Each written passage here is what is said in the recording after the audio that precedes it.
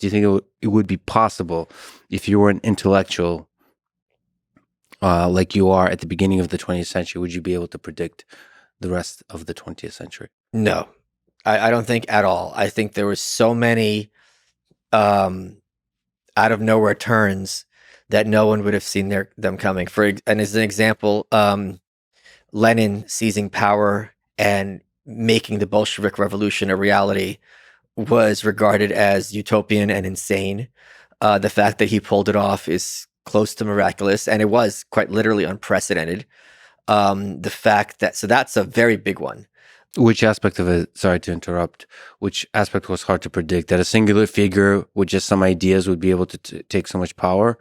And maintain that power and remake that society so drastically, so quickly, despite such opposition. Also, not just a set of temporary protests by hooligans that lead to turmoil in the short term, but then stabilizes, but literally changes the entirety of the society. Yeah, Ludendorff, who was the German general, he's like, all right, we got to get the Russians out of World War I.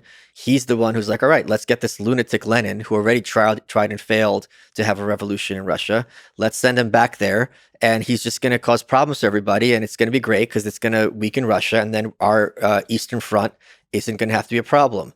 And then to his surprise, and everyone else's, including, anarchists and communists worldwide, they pulled off this, October Revolution.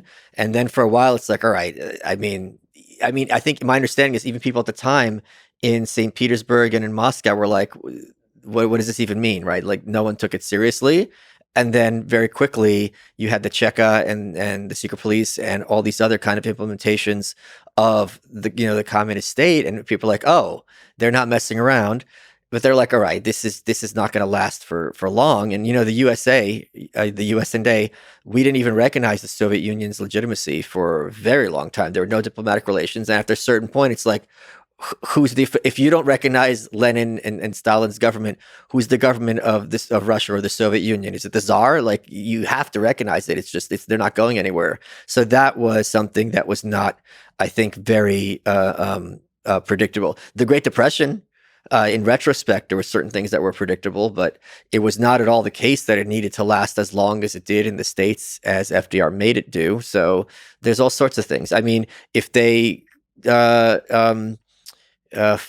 Germany's remilitarization, World War II could have been prevented. If you didn't have the Treaty of Versailles, would you have the hyperinflation? Would you have Hitler? These are all, I think, choose your own adventure moments where things could have gone in other directions. I don't believe this kind of idea. This is a very Marxist idea that history is inevitable, and once you start with certain premises, the contradictions kind of unfold. I think that's ridiculous.